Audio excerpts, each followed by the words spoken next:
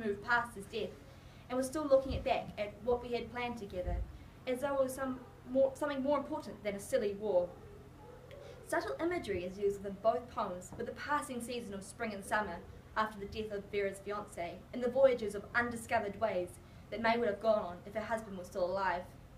Those imagery shows that Vera is looking towards a season without Robert, while May is looking back at how her life could have been if her husband had not gone to war. By one poem reflecting what could have been, and the other going on about what's going to happen, it shows a different path grief takes. Even today, we do not know how best to deal with grief, as it is such a touchy subject. What is truly grief?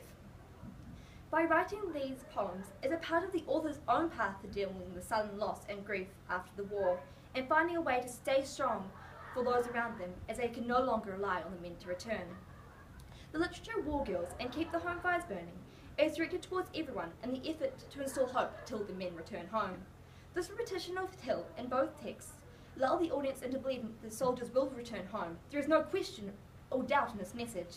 It is not until after the war and the death of a loved one that this idea of hope begins to diminish, and works such as Lamplight and Perhaps begin to emerge.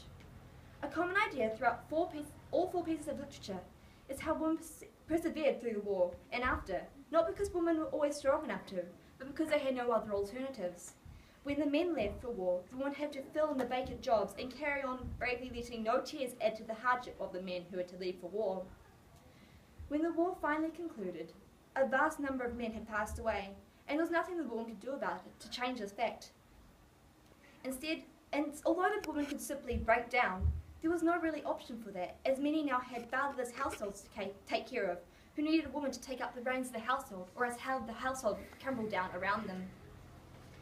Surprisingly, very little women actually openly objected to the war and created definitive anti-war messages.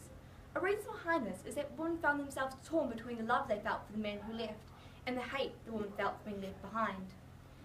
Throughout World War I, women had to adapt to a life without men by their sides. This affected each woman in different ways, as they went through a personal war within themselves to accept this new life without men. The fact that the world was able to recover as quickly as it did after the war just goes to show how well women did at keeping things together, and mending the broken men that came returned from war, and keeping the manless household together. This strength proves the words of Lara Bush, that a strong woman equals a strong world.